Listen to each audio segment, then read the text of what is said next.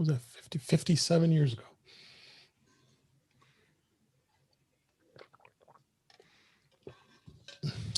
We're going live on YouTube. Cool. You share it on the Back to the Future? Yeah, sure. Why not? No, not that anybody's around on a Sunday afternoon, but why not? It's all right. All right, got the news. Close all my apps I don't need open. Thanks for being here, Jeff. A sure thing. It's always fun. It is. And let's see. So we're going to do a HomePod. I have one that's opened. I showed on Friday. Of course, you saw from British Tech Network. And I have one of these too. Nice. This is a white one, so maybe I'll unbox it. I haven't even unboxed it yet. Well, I have a HomePod, a HomePod Mini, and an Echo all set up on the desk in case we need them. Okay. Oh, sounds good. Appreciate that. All right. Let me start audio hijack. I upgraded this machine to Big Sur, so I'm taking a chance here. That's fine. It's been working pretty well, actually. So, all right. So looks like audio hijack's cranking away. We're going to get it started then. You guys are ready? Yep. I am so ready. Let's do it. All right. Here we go. In 5, 4, 3, 2. Welcome to episode 126 of In Touch with iOS, a podcast that talks about iPhone, iPad, Apple Watch, Apple TV, and related technologies. And I'm your host, Dave Ginsburg. My co-host, Warren Sklar's here. How you doing, Warren? Good Sunday. I'm doing well. Yeah, we've made this a regular Sunday. Yeah. Actually, this actually works out good because it's Thanksgiving coming up. We'll make this the Thanksgiving episode. So my wife decided to put the Christmas stuff up today, and it's a pre-lit tree, and one row of the lights wouldn't go on, and my son and I are like, it's fine, you can't even notice. My wife flipped out, so they went out to get the tree. So here's like war scars of me fighting with trees over there. Yep, but I'm glad to have back on the show Mr. Jeff Gamet. How you doing, Jeff? I'm doing well, and thanks for having me back. It's always fun to get to hang out with both of you. Absolutely. We really wanted to be talking about this week. You had a little bit of some fun on social media and the HomePod. So we'll save that when we get to that our segment here on the HomePod. I also have a HomePod Mini, and I'm at the HomePod Mini, and you might even get a little demo here. So stay tuned here while we talk about that, and then we've got some tips I found that we're going to go through, and beta, of course, is always happening this week, and lots of other things to talk about. So, but first, let's talk a little bit about the news of this past week, and it's always fun to find things to talk about. First story was up on Mac Rumors. Xbox Series X controller support is coming to the Apple devices. Apple and Microsoft are working on adding support for the Xbox Series X controller to Apple devices. It was actual Apple support page spotted by a Reddit user. The support page says that the controller will be controlled by Bluetooth, and I'm going under anticipation that it'll support games on the Apple TV, maybe even Apple Arcade. That would be interesting. Do it on your iPad with the Apple Arcade, or any of that kind of stuff. No mention of Sony PlayStation 5, unfortunately. And I'm not a gamer, so I don't know if why I'm saying unfortunately, because I don't have an Xbox or a PlayStation. Jeff, what do you think?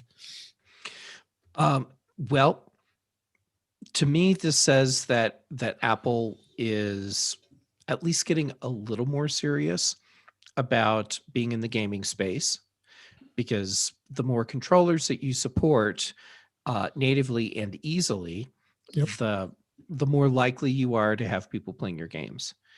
I did the Apple Arcade subscription for a while, and I was playing enough that I went out and bought whichever Xbox controller supported on Apple TV, which shows you how much of a gamer I am, because I can't remember what it's called, but I've got it, and it's great. So I'm assuming that this Xbox Series X controller is better it's just better than what what I currently have. So that should make serious gamers happy. Gosh, I go back on my closet. I have an old Xbox 360 sitting and dusting away. I probably know you want to try to like dump it somehow. Someone might buy it for like $50 or something. But I had those controllers too. So yeah, it's I haven't. That just shows you how much last time I had a gaming console. So Warren, did you have any thoughts on this? Yeah, I ordered. Finally got the new Xbox for my son for Christmas.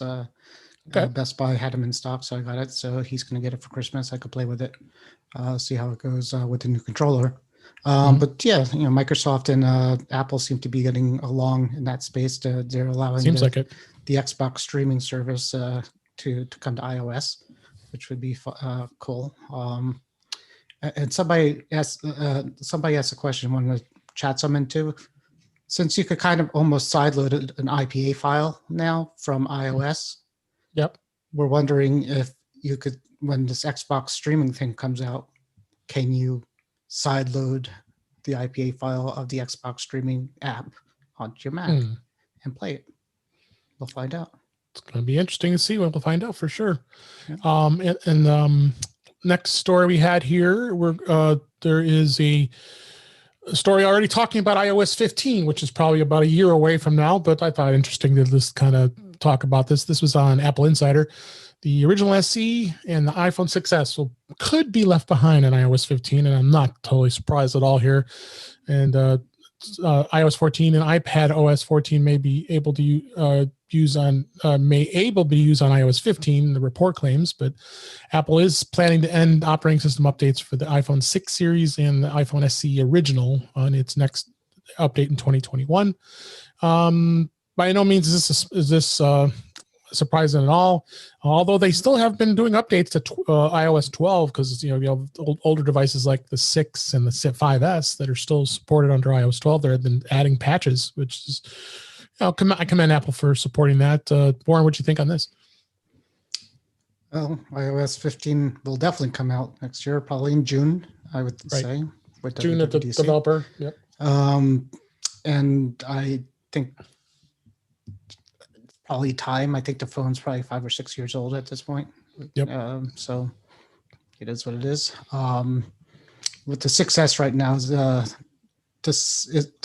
the 6 compatible with 14 now? I didn't even think it was compatible with 14. No, it's 6S and higher. Right. So it's right. That's it. So basically the whole 6 line, and we'll just go to 7.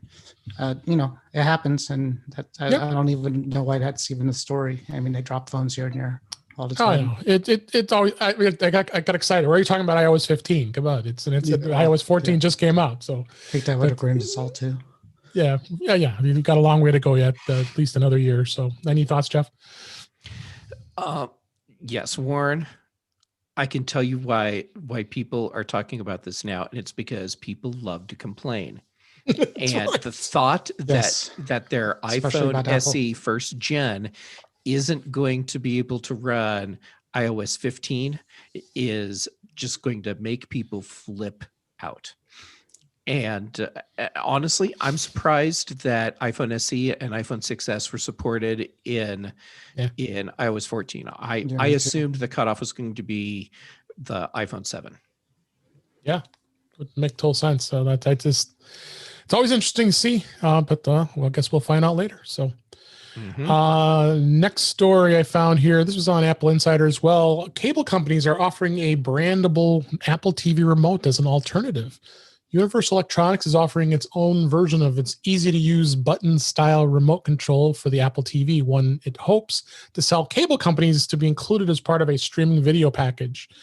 Apple TV has been offered as a bonus for some cable companies for a few years. If I remember correctly, I got a really cheap one when I signed up for DirecTV's streaming service and then canceled it 2 months later.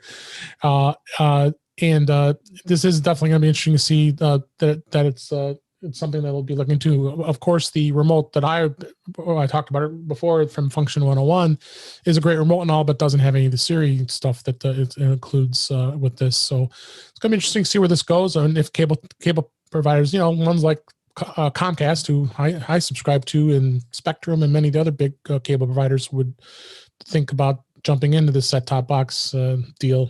Jeff, what do you think on this? My first reaction was, oh, great. So cable companies are still working out ways to make our user experience less enjoyable. Yeah, And exactly. my experience with third-party remote controls for Apple TV has been mixed. Yep. And I found that there's no third-party remote, at least that I have tried, that replicates all the features of the Apple remote. So like I have a Harmony Elite, which does Yeah. crazy stuff. Yep. But my Apple TV remote still sits on the couch, so that when I decide it's time to force quit an app or to reorganize apps and folders, I can do it. Yeah, exactly. Warren, any thoughts? No, my remote collects dust. I do use That's right. I use my phone for Apple TV. It works great, and it's always near me, never lost. This is true. Mhm. Yeah, but the thing with the cable company is a lot of these cable companies already have like FiOS now. You could talk to remote too, so you don't, it has its own voice assistant. And I think Xfinity does too. So they are all, but at one point, what are you going to be able to pretty much tell the remote, whether it's Google or Amazon or whatever, to do something? And hopefully that's, I guess that's what they're going for at this point. Yep, absolutely.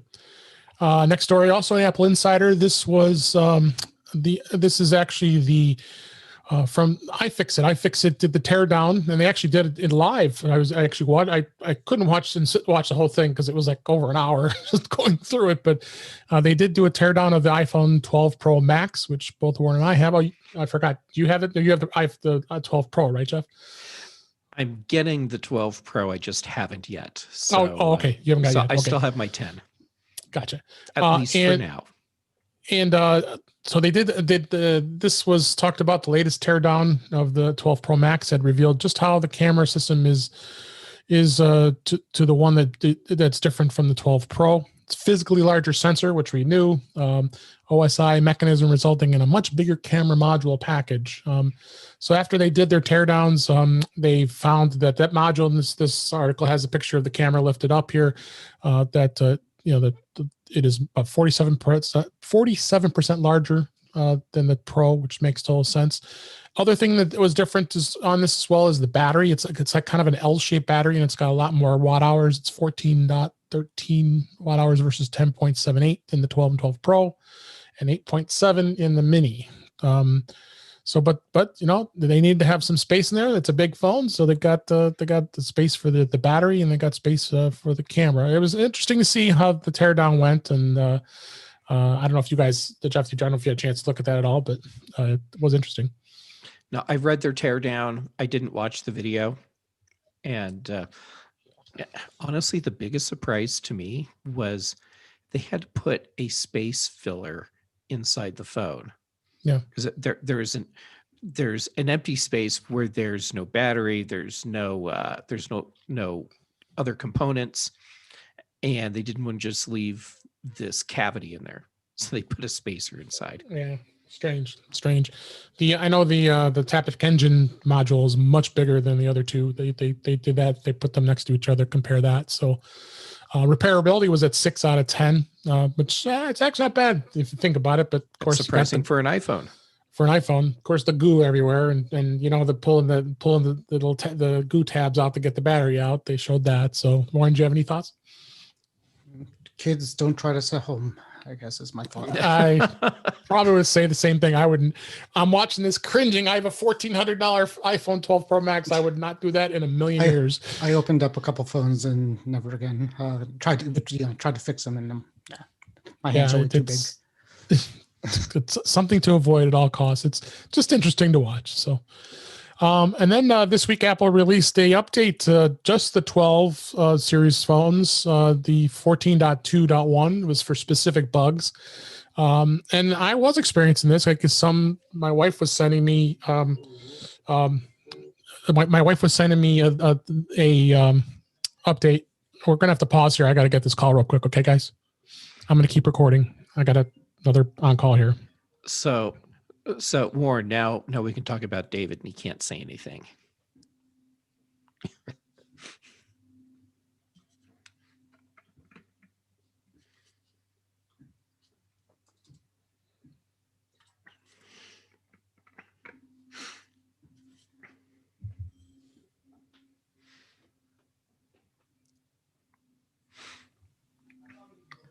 There you go. I don't know if he muted me or if I muted me. He probably muted us. Yeah. So we couldn't talk about him. Maybe.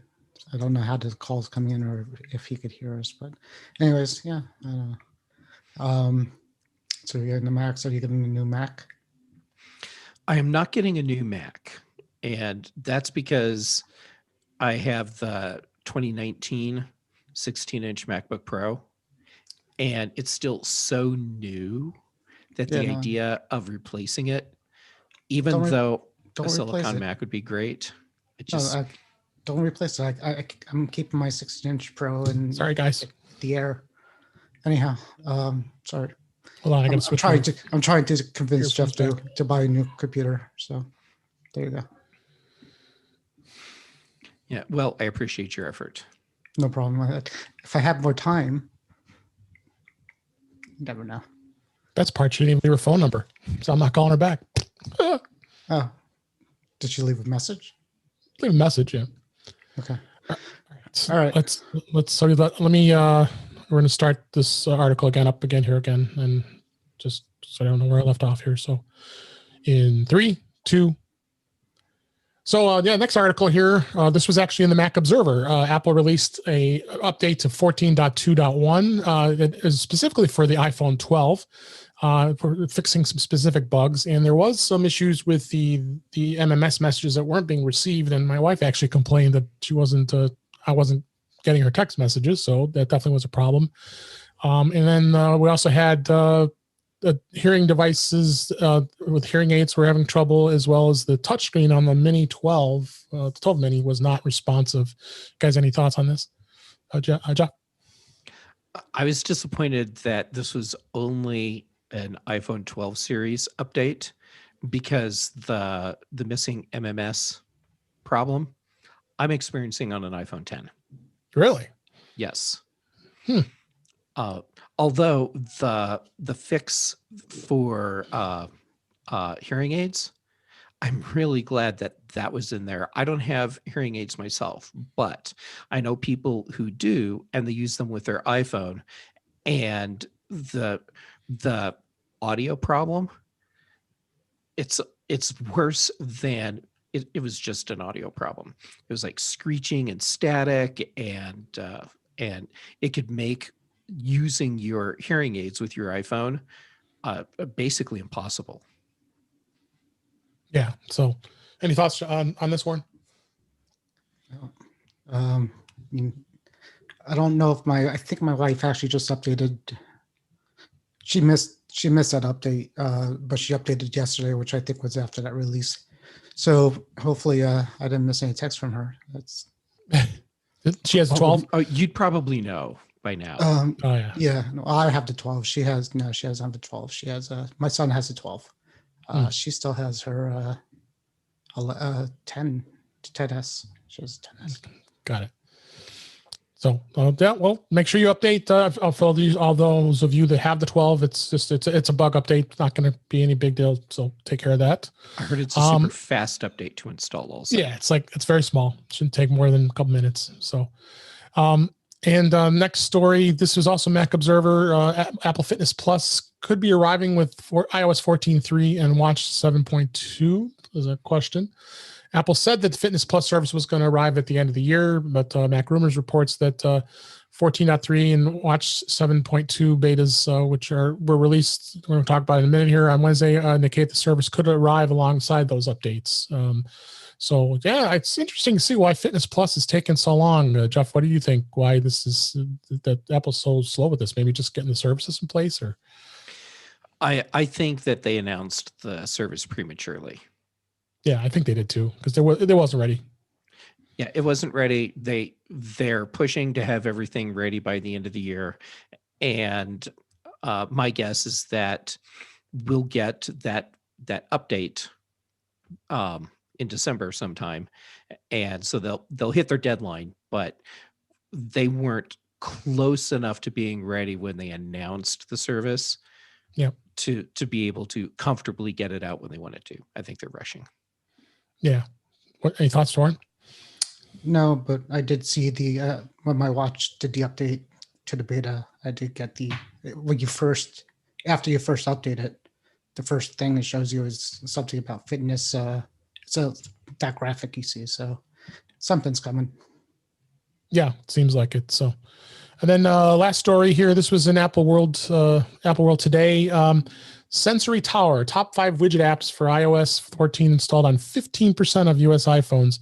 When Apple iOS 14 launched a couple months ago, 2 months for to be exact, they introduced home screen widgets and iPhone, iPad for the first time, according to the Sensory Tower survey. Intelligence data and modeling, the top 5 widget apps are shown here on here. And what are the 5 most? Which of course, Widgetsmith, color widgets, photo widget, the widget, everything. So far, it says that it's about, a lot of widgets out there. 1.7 million installs globally, and the 5 apps have collectively reached an estimated 45 million installs to date. I've not really got into widgets so much, but it's just insane. Some of these young, you whippersnapper young kids out there love customizing their phones to beyond belief. I've watched a lot of these YouTube videos, these kids, and I'm like, holy cow, I don't even recognize it's an iPhone. Jeff, have you dabbled in, I know you've talked about widgets a little bit. Have you dabbled in anything with those? I've been playing around with widgets, and I haven't hit my stride with them yet. So my screens on my iPhone are just straight up a mess right now, because I've just dedicated screens to experimenting with widgets to try and figure out what's going to really do what I want. Yeah. So part of that 15% that has Widgetsmith installed, that's me. There you go. Yeah, but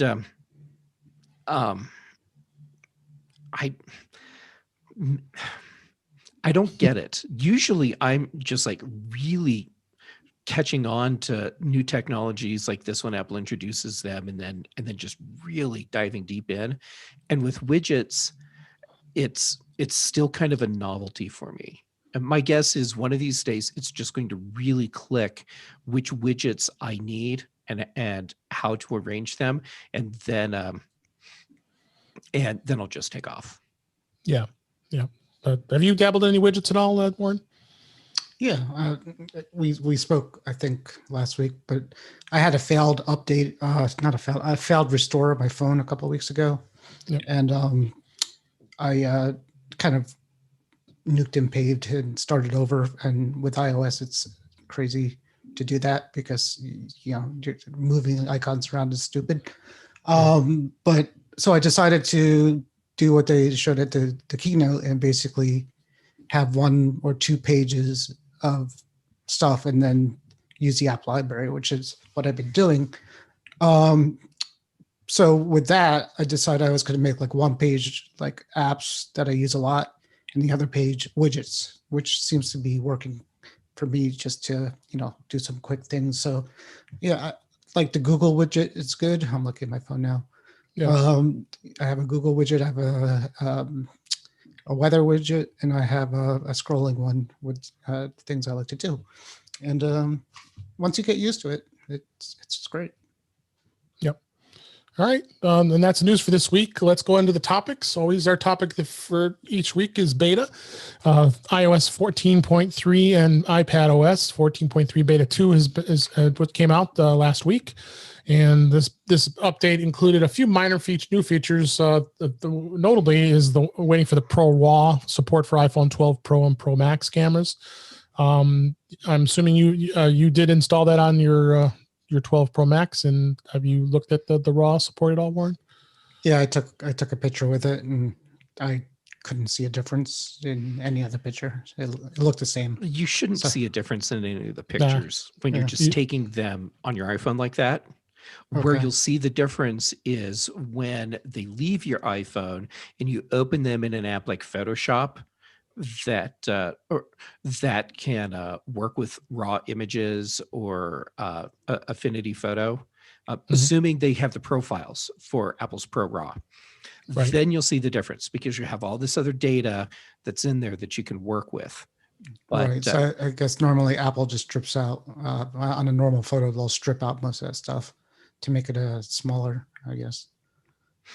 Yeah, well, it's the way they do their compression with the image format. So they're not actually stripping anything out.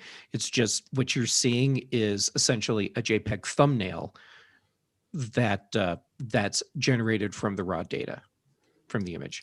And for all the pro photographers out there, yes, I'm very aware that I just really simplified the whole process. So I am acknowledging that right up front. So this is more for photographers. Yeah, for average nobody users, other than a photographer would want to do this. I'm guessing. Yeah, I think that's an okay general statement. The average user isn't going to really see a true benefit from Pro RAW. For people that are professional photographers or are really into their photography and working with your images, they'll really appreciate the Pro RAW. So the great thing for me is that by the time I do get my iPhone 12 Pro, that Pro RAW update will probably be in place, and I'll be able to take advantage of it right away and won't have to deal with the frustration of wishing I could. Any other things you notice on the beta, Warren? Yeah, the big one that everybody, excuse me, everybody hopes is staying around is when you run a Siri shortcut. Yep. It doesn't open up shortcuts first. It puts a little banner on top of it saying that the shortcut's running. And the reason why this is good is because the kids that are customizing everything are making customized icons using shortcuts. Basically, the shortcut launches an app, and you could give the shortcut a different app icon. So now it's pretty much instant. You just see a little banner on top. I've tried it out with my son, and he can't wait for that to happen. Yep. And the shortcuts run a little bit faster too because of that. It's like one less step going through it. So that if that stays, that's going to be a good thing. Excellent. I hope it does. Yeah, I think it will. I'll start doing more automation with my iPhone.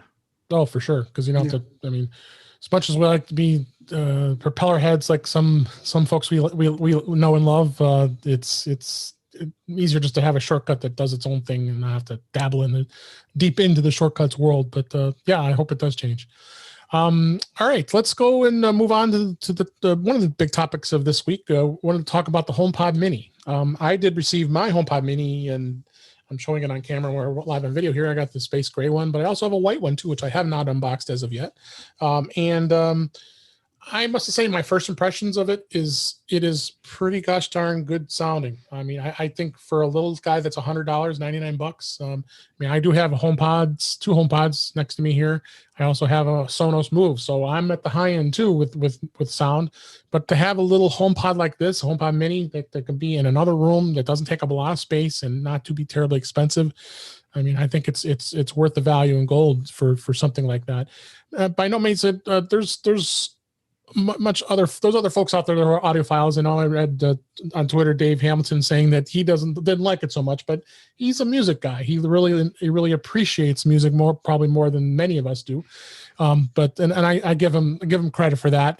But there's no question the HomePod sounds pretty amazing. The Sonos Move is just off the charts amazing. So, but Jeff, you were having some fun on social media. I was really thoroughly enjoying watching all the posts you were doing, from showing the wrapper to unboxing it to how it looked, and you went to some pretty good details, and then you did the quite interesting thing, and you're comparing it against the Amazon Echo and getting some sound quality. So go ahead, tell us what your initial thoughts were of the Mini and the comparisons. Well, my first thought was Apple sent me the wrong product because the box seemed way too small.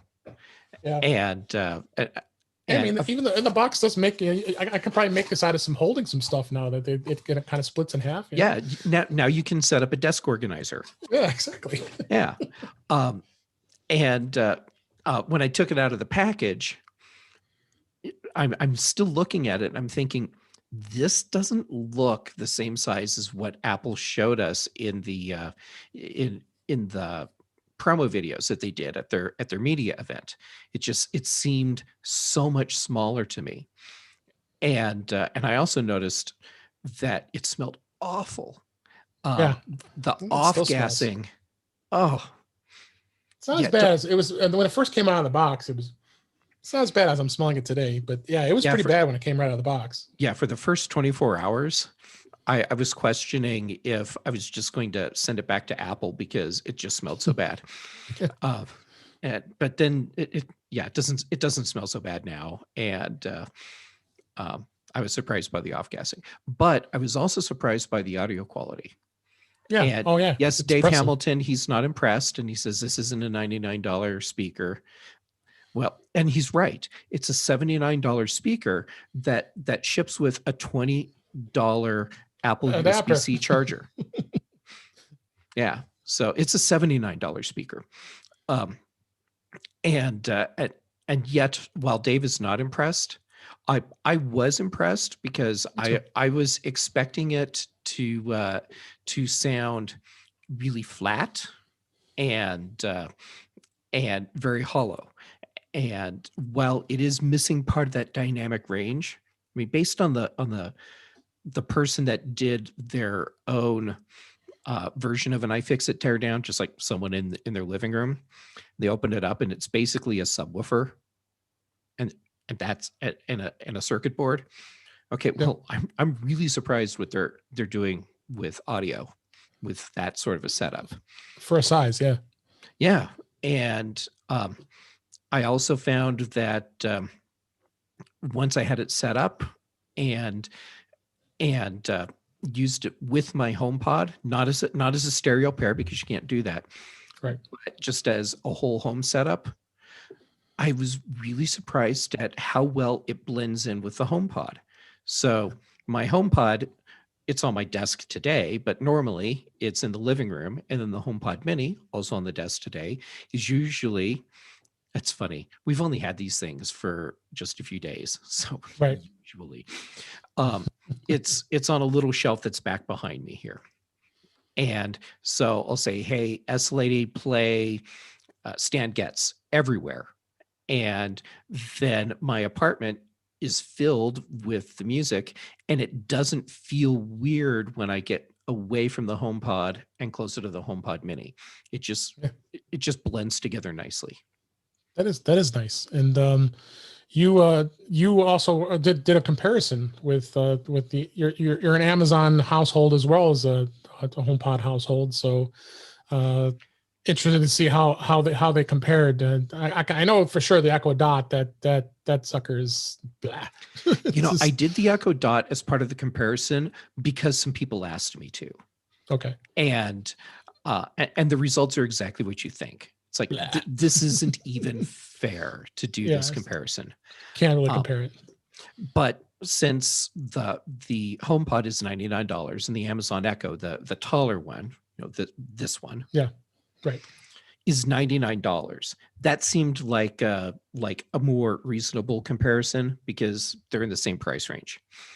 And I was surprised at how much better the HomePod Mini sounded than the Echo, and the Echo, it sounds perfectly fine. It's not something that an audiophile is going to use as their primary audio source. No, not at all. And I'm not looking at the HomePod Mini and the Echo as like high-end audiophile equipment. That's not what they are. These are smart speakers, right? And they can also stream music, and they can do it all in one package and sound reasonably good doing it. So well, I think the Echo's audio is nice. It's nothing spectacular, but it's nice. The HomePod Mini does outperform it. It does sound better. That's interesting to know. So, and you wanted to do a little demo. Why don't we we did this on the Mac show, the British Tech Network, but let's kind of give a comparison. You're going to hear through a mic, so it's really not going to be true, but the comparison between the Echo and the HomePod Mini, and I don't know. Let's do Hotel California. That's the song you picked on Friday. We could we can try that. Just right, to take a couple seconds of it, and try that out real quick. I'll move the mic so it's positioned better for we'll start with the Echo. Alexa, play Hotel California.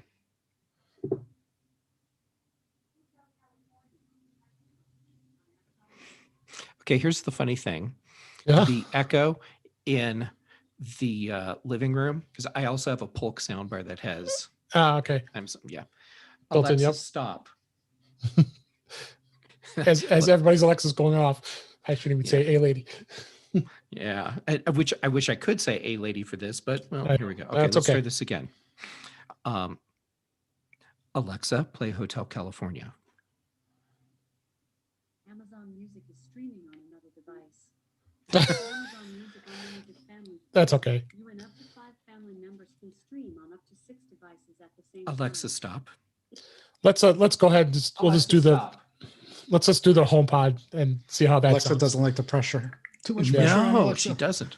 Okay, so we'll start with the HomePod.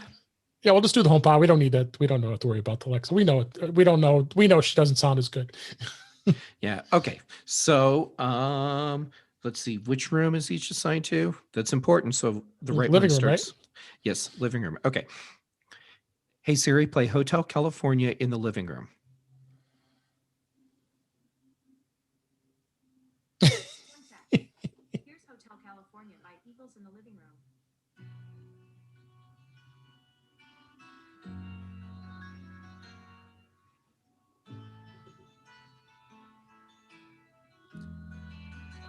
We'll bring a little closer. Yeah, I mean, you're not going to know over. It's hard. It's really hard to tell. Yeah, and what I can say is that the bass is nice and full. I can hear the mids and the trebles, and it sounds like what I expect from a HomePod. Hey Siri, stop. I think that was a sufficient demo. We don't have to go crazy here, but I found that it was interesting when you did it on Friday. Yeah, it was interesting to hear the differences over a microphone. So it's obviously you're not going to get a true listen to it, but grab one. Try it out. If it doesn't work, Apple gives a 14-day return policy. Well, now they'll let you return through end of Christmas. So if you can get one, they're going to be harder and harder to get here because the pricing. And I said that they would sell really, really like hotcakes here. I haven't talked to Warren on this. So Warren, you're not a big HomePod person, right? You have a HomePod, but this is not a big. I have two of the original HomePods, and I have speakers all over the house. I can't justify another one at this point. It would just be to play with it and not to actually use it at this point. So, that maybe down the line I'll get one. Don't know what I'll do with it, but just Amazon's. We have a lot of the Amazon stuff too, and they did update their dot. It looks like it's now a circle, and it sounds better than the older dots. So they're trying to make them a little bit better.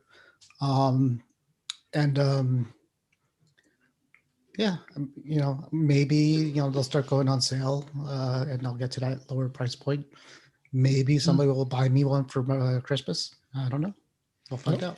Put it on your list. Buy you one for Christmas. They better order it soon because they're back ordered. Yep, they're hard to get. So, any other final thoughts, Jeff, on the HomePod Mini? And you definitely say it's a buy. Yeah, I'm pleasantly surprised with it, and my expectations for this were set based on the HomePod, which initially I was really excited about the HomePod. Then I became very disappointed, and then realized that I needed to accept that it was a specific type of device, and then I've become okay with it. So I probably have Stockholm syndrome on some level, but to me, the HomePod is a great kitchen timer that also streams music very nicely. Yeah. That's a good way to say it. Yeah. And so the HomePod Mini to me was, if I want to take that experience and just toss it into another room so that I have more sound, that's what the Mini is to me. And it meets those expectations, and it does it at a level that's higher than I was expecting. So I'm very pleasantly surprised and pleased with the HomePod Mini. Excellent. And it I'll uses a USB-C connector, so could go more places. You could bring it with you to, there's more USB-C plug options. In fact, I think you and I, Jeff, are helping somebody who bought a battery pack, USB-C battery pack for it, and was going to see if they could get it to work. And she did. She said it worked. So in theory, if you had something that could charge it, you could sort of have it portable. I'm sure Apple didn't intend for that, but I'm sure they knew that people could do it. And certainly, plug it into a USB hub if it has enough juice in it. So it's a little more convenient in that way. Yeah, well, I'd be surprised if there's a USB hub that it works with, because as far as I know, all USB hubs are 1.5 amps, and the HomePod Mini is drawing 2.22 amps. Okay. Yes, so it's got to be a higher amperage for it to play. Because I remember you plugged it into the computer and it shows an orange ring saying there's not enough power. Right. Yeah, I was trying to think what happens if it doesn't get enough power. If it, yeah, it just it does this this orange strobe thing. Well, it's not like fast. It's just that slow strobe that Apple does, spinning around. Yeah. If you put too much juice in it, does it go like green like crazy fast? Yeah, you can actually see the sound. Yeah, that's right. Plug it into like the MacBook Pro 16-inch USB charger, the 96 watter. It just explodes. I haven't tried plugging it into that yet, and it would be curious to see it would be interesting to see what happens, because it's more than 20 watts, but if it's only drawing what it needs, whatever. Right. But the 96 or 98 watt charger that shipped with my MacBook Pro is also 1.5 amps. Oh, okay. Yeah. So I've got it plugged into my Aki plug it's 90 watts and it's working fine. Okay. So somebody's going to come up with something, because even with the Echo Dots, with the micro USB port, the first gen and second gen, if you go on Amazon, there's you could buy things that people put those dots into, like a little case that has a battery in it, and it works that way. So I guarantee somebody's going to come up with something for you. The HomePod's similar, which is going to be like a battery base for it, make it more portable. Do a battery base that has 2 USB-C ports on it, so you can take a stereo pair of HomePod Minis with you anywhere. Yep. So definitely a buy. We highly recommend it, and we'll have all the information here on the show notes, as well as a picture I took from Jeff's Facebook page with his rocket ship and the three devices. So and I think it definitely it's a buy. So I highly recommend. The white one is still available. The white one's more available than the gray one. You can still get it. Don't know why, but Hey Siri, stop. I must have brushed the top of the HomePod. Yeah, you touch it, it's gonna go. So a couple of the things I have a review of. I also received this past week the new MagSafe Charger. That's the big ring here. I'm showing on camera, and I'm curious to hear about this. Yeah, this is an interesting little device. It was $39. I think it's $39.99 that Apple's selling it for. It's got a USB-C connector to it, so I've got it plugged into that same charger I just mentioned, the Aki. And interesting thing, what happens is you hook it to the back of the phone, and the ring comes up, tells you it's starting to charge. So it's got that special ring telling you that you're using a MagSafe charger. Now, I don't have the MagSafe case, so it's not holding it solidly, because they were showing people that were holding it by the wire, and it had a pretty strong magnet. I have a feeling I had the other case, but I returned it because I was just already hearing people breaking. I'm like, I don't want to deal with this. So which case is breaking? The actual MagSafe case. people were saying that the bottom of it was breaking, as well as the MagSafe case doesn't. I like a case that has the protection all across the bottom of the phone, and it doesn't have it. Yeah, It's open. same. I trashed an iPhone screen once in an Apple case because it didn't The have leather phone. one does. If you get The the other one leather, does. The clear case doesn't. So yeah. So it does charge pretty fast. I had it charging for a while, and it just seems like it does work real well. I'm pretty impressed to see how it goes when it comes to charging. And hold on one second, guys. I got another cut here in my head. I think my headset's. Can you guys talk? Yeah. We can, but if if we I hear stay you. quiet, will it screw you up? No, I thought I lost my earphones for a minute there. All right, let's carry there. on here. And They're still in your ear. yeah, but the phone had enabled in 5, 4, 3. So yeah, the MagSafe seems like it's charging real well. And then the other thing too is it will charge the AirPods Pro. So if I put it on top here, it's going to charge the base on there too.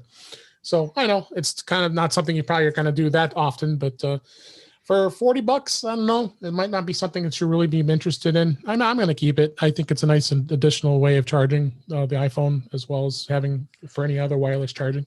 Well, the fact that it can do your iPhone and an AirPods case, yeah, to me that adds some value to it, because up until this point, I've been thinking, all right, well, that's $40, but like I have a $12 Anchor Qi charger that works flawlessly. So why should I, when I get around to getting my iPhone 12, why should I look at this MagSafe charger, considering where I would be charging? Yep. I mean, I have a constant gravity, so I don't need to worry about the iPhone floating off of the Qi charger. But being able to use it to charge an iPhone or an AirPods case as well, okay, that adds some value to it. Absolutely. So my take on that real fast is yeah, please. The only use I could see of it is if it's strong enough to hold the phone up with the case on it, because I could see car mounted being a good thing. That's something I'd be interested in, like a kind of a flat surface, just sticks right to it. And then I'm thinking, like, at night when you use your phone in bed, you can leave it connected while you're using it and still charging it. But then I think, you could do that with a cable too. So, yeah, I mean, I don't see really the need for it right now, but down the line. The case doesn't allow it to, because I'm holding it right now on camera here. So without the case, it is strong enough to hold it. It's just the case. Yeah. So you have to have the MagSafe case in order for it to stick to it stronger. So if they could incorporate that into, I think Belkin has one out now that goes onto the vent. Unfortunately, my Tesla doesn't have vents, so I can't use it. So I'm waiting for something a little bit better. Right. But that would be cool, just to be able to stick it up there. Yeah. Mm-hmm. So no, definitely agree with that. Another item I picked up this last week is actually I found this really cool little portable SSD drive. It's a 1 terabyte. It's made by Samsung, and I have it on camera here. This is a little guy here. It's an SSD. It's called the Model T5. Links in the show notes. The speed on this is pretty incredible, 540 megabytes. It's not going to be at the high end of some of those Thunderbolt ones, but for a little guy like this, and being able to hook it to your iPad and be able to work with the files on it, I think is pretty impressive. It comes with both a USB-C and a USB-A cable in the box, and easy to format. Just format it on your Mac. And I formatted APFS, so it's compatible. So I plugged it into the iPad, worked flawlessly, and copy files over to it. And another neat little, and it's tiny. I mean, this thing's probably it is really small in sizing. So I was pretty impressed with it. Warren, have you been using any the solid state drives on the iPad at all? No, on the iPad. On my Mac, I have been. I have. Well, of course. Yeah. So I have couple of them, a couple of the enclosures for the solid state drive. What are they called? The S2, the M2, the M1. I forget what they're called. The long drive thing. And then I think I have a WD solid state one like that. So yeah, they're good. I never really needed one on my iPad yet, but you never know. Yep, absolutely. Any thoughts, Jeff? How much did that cost? Oh, I'm sorry, I forgot that's kind of important to mention. It's $129.99. So Okay. For its size, it's a little smaller, and I mean, compared to the SanDisk drives, I've got, I'm showing this on camera. These are the SanDisk ones that people have been buying. Yeah. These are really nice too. These are right around the same price. Yep. But they're slower. Yeah. Yeah. The SanDisk, I've used that with my iPad Pro. Yep. And the performance has been fine. Right. But having faster performance would be nice. So I'll have to keep this in mind. I actually do video editing on my iPad Pro in LumaFusion. This could come in handy. So, all right. So those are a couple of picks I come up with. That kind of go alongside this past week episode was released. I know Jeff, you'll be on the show probably soon if you hadn't been already, on Mac Voices with Chuck Joyner. We had the very first gift guide show for 2020. It was myself and Kelly Gamont and Brett Terpster all been on the show before, and 2 episodes. They broke it down into two segments, and I have my picks on there, and surprisingly enough, all the picks are on there are items that I've talked about on the show before. So you have the Function Run Apple TV remote, the HomePod Mini, the Aukey 90-watt charger that I just mentioned. That I've been using. This charger is phenomenal. And then the TiVo Stream 4 was another device I picked. So take a look at those episodes. They're a lot of fun and a lot of fun to watch. They had some great picks as well. So definitely something to take a look at here. So with that, let's see where we're at here. I'm going to actually talk about 2 app picks that I had this past week. The first one is actually an app that allows you to be able to bring in your live photos that come in and actually put them together. It's called video to photo. You can extract still pictures into a movie. And what it allows you to do is it's an HD app, so it allows you to export one or more of high quality photos from your videos and live photos in a quick, fun, and easy way. And why would you want to do that? Because a lot of times you may want to extract some photos from a video. I mean, if you take a long video, there might be a specific spot of the video you want to make it into a photo. Well, the app allows you to be able to do it really quickly and really easily, and you can create it and extract it. You can crop it, and then you can export it into the Photos app or any other, and the Files app or any other apps can be opened that can do editing. It's a pretty impressive app, and it does extract up to 1920 by 1080 video, and you'll be able to produce those size of images. So it's got real high reviews, up to almost 4.9 on the reviews. Not expensive, only $2.99. Wow. So really a pretty impressive app. I've been playing around with it for a little bit this past week, and wanted to share it as one of my app picks for this week. And then the second one is actually an app called Filmbox, and this is made by a company called PhotoMine. And what this is it allows you to be able to scan film negatives in high quality just by putting it up to your phone, and you use their website. They have a web page that you go to that's got the white box, and that's a backlit source on your computer. They provide you the link to use that as backlit source. You hold the film strip in place vertically in front of the light, and then you open up the app. You hold the button down for 3 seconds. It scans the negative photo and brings it in, and automatically auto crops and enhances and brings it in. It's really pretty impressive. Really cool. Really impressive. Yeah. So I started playing around with it for a little bit. To today actually, and it takes a little adjusting. You got to put the negative in just in the right position, and don't be real close to the screen, with the white background. And it does take a little bit to do that. So it is free with in-app purchase. You're only going to have the limited photos that you can take.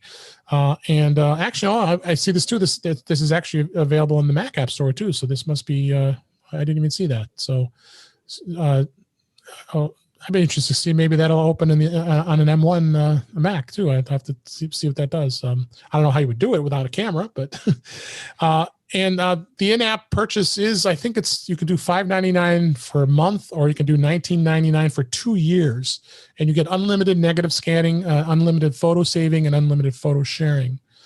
And that's an upfront payment as opposed to having to pay it up all at once. So I thought that was a pretty cool app. What do you think, Jeff? That's very cool. Yeah, so it is free to try, so you can check it out and see if it meets something. I actually pulled out I remembered, I've got this old folder of all my negatives. I show you guys on camera. Here's my little portfolio of negatives with the sheets here. And I'm looking at the year on this stuff: 1982, 1983, early 80s. All my negatives. So I don't know if I'd be going through all those. Some awesome photos. Oh yeah, some fun stuff. I should go back and look through it. It's been a long time since I've looked through it. I was quite the avid photographer when I was in high school. So I mean, I was in the dark room. I would develop film by myself with trying to get the film on the reels and doing the whole development stuff. And so I've been through all that. That's the old time stuff. Obviously don't do that anymore, but a lot of us have like a box full of negatives that you might have seen some photos in there you might want to get a picture of from many years ago. So this app will definitely help you out. And like I said, it does have a fair amount of good reviews, and not everybody likes it. You got some they complain that it is focusing. You got to get used to it. That's for sure. So as far as that goes. I would assume if you're comparing this to a dedicated negative and slide scanner, yep, that you would say, wow, this is kind of a crappy app, or this doesn't compare to what I wanted. But I mean, at the same price, or at the same time, what would you say, $5 for a month or $20 for 2 years? Right. Yeah, that's not bad. $20, you get 2 years. That's a lot cheaper than a negative scanner. Yeah, buying a couple $100 for a negative scanner. Yep. Yeah. So, all right, those are the two apps. And then with our little bit of time remaining here, I wanted to actually give a couple tips, and a couple of these hidden tips some people don't know about. And one of the first tips is actually going into up into the control center, and you want to be able to go in and access Wi-Fi and Bluetooth very easily, where you never used to do that before. You remember how you'd always have to jump around to get to it, to look at it, or you got to bring it down, look at it. So what you can do is you actually can bring down the control center and tap and hold the Wi-Fi button. That brings up the Wi-Fi menu. Now, if you tap and hold the specific Wi-Fi that you're on currently, you tap that, what it'll do is it'll bring the Wi-Fi menu and show you all the other available Wi-Fi access points that are around you, and you can easily get and join them. So it was 2 taps being able to get to that. The other one is the Bluetooth icon on the top left on the control center. Tap and hold that, and then go into where Bluetooth is, and then you switch over, and now you're able to show all the Bluetooth devices very easily right from control panel. And I'll have some photos in the show notes here to show you that, and actually a link as well. That's one of them. And other thing you could do is, I don't know if anybody knew this, is in Face ID. You're actually able to add a second person's face to Face ID. And why would you want to do that? Probably like maybe your wife, you want them to be able to get to get to your phone, to access it, so you can go in and wink wink, and wink wink your wife too. Yeah, I don't need to know your password, honey. It's fine. Let me just look up at it. Yeah. So not a bad idea to do that, and it's definitely interesting to see to be able to do that and make it easier. But as I said, honey, here's my pin. You can just put that in instead. So, but it does give you an option. So Not bad at all. Not bad at all. So It's quite the list. I'm looking at that you posted there. Yeah, we're not going to go through all these, but I just picked a couple here. The one I Go like ahead. is the one with the go ahead. calculator. Go ahead. Go ahead. Yeah, just give that tip real quick. It was more just an observation. The one with the calculator where you swipe to the left to erase the last digit. I don't like 3 or 4 or 5 or 6 months ago, like the internet exploded with that. It's like I bet you know new feature and just nobody knew this, a secret. It like we were like, well, it's kind of been out for like 10 years or something like that. So a lot of just goes to show you a lot of, we think we know this stuff, but a lot of people just don't play with it. They don't know what to even try. So yeah, this is the discoverability problem that Apple has with features. Yep. One of my favorites to tell people about, which has been a thing for a long time in accessibility, you can go in and turn on the little visual indicator for whether a setting switch is on or off. And, adds a little 0 in for off and a little 1 for on in those setting sliders. I tell everyone, go turn that on, because there are a lot of apps that have settings where those sliders, it's just not clear if you've turned something on or off. But if you have that little 0 or 1 that shows up in there as well, it's very obvious what you've just done. And people see that and they're like, did Apple just add that? But no, that's been there for a really long time. But discoverability. There's just like the first tip, like they said, like holding down the. I started using that too, but nobody would know how to do that. Like, there's nothing that in your brain that will tell you. If you didn't know, you wouldn't know. So exactly, that's their problem. And now there's a lot more people that know because you guys are awesome. There you go. Yes, we do. Yes, we do. So there's a couple tips. We're going to share some others in the next episodes here. Programming note: this is actually going to air just before Thanksgiving, so we're going to take off the week of Thanksgiving, and we'll be back the following week. So we just want to make sure that everybody in the United States has a wonderful and safe Thanksgiving. Stay safe. Stay home. All with the COVID-19 stuff going on right now, you want to be real careful and stay home and be safe. That's all I could say. So with that, you guys have anything else before we wrap things up here? Jeff, where's that setting in accessibility? Hold on, let me go look and I will tell you. Settings. I see something that says accessibility.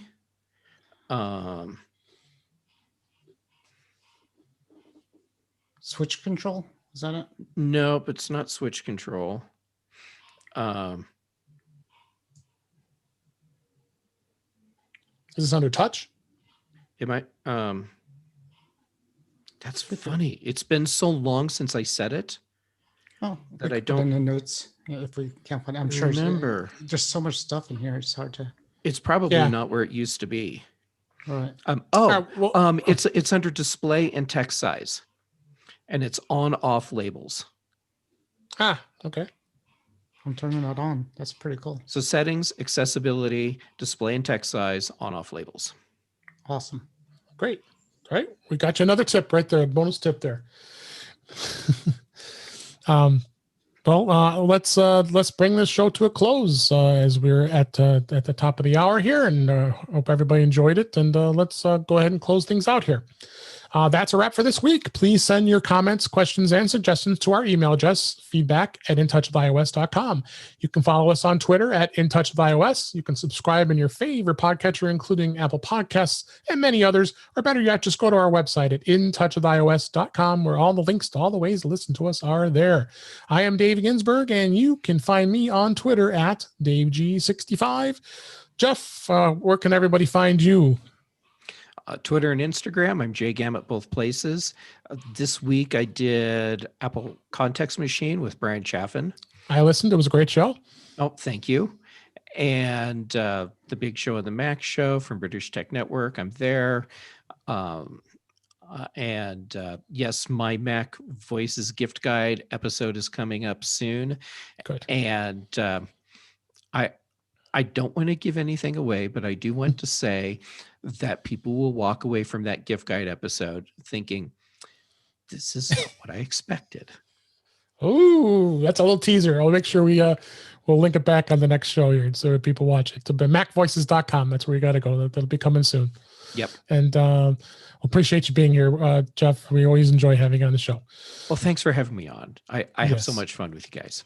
Yes. And then Warren, what's been going on with Mac to the Future? A lot of excitement. I mean, new phones, new computers. Obviously, everybody's talking about the ARMs, the M1 computer. Yep. And, a lot of people are excited about it. And, Apple really proved a lot of people wrong. A lot of people were doubting it. And now everybody's like, how much? The big topic is how much could I get for this insert MacBook here? How much do you think I could get for my 2015 Mac? So yeah, I know a lot of people doing that. The same thing with their iPhone, their Mac Minis. They're all of them want to trade it in, then they get the M1. It's an expensive month for us, but for all of us, yes. Yep. All right, well, you can find him on Mac to the Future. Link will be in the show notes. Come check us out. Come join the Facebook group. It's a lot of fun. And again, I wish everybody a happy and healthy Thanksgiving. Please be safe. Thanks for listening, and we'll talk to you again soon.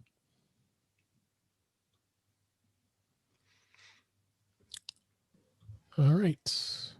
Thanks, guys.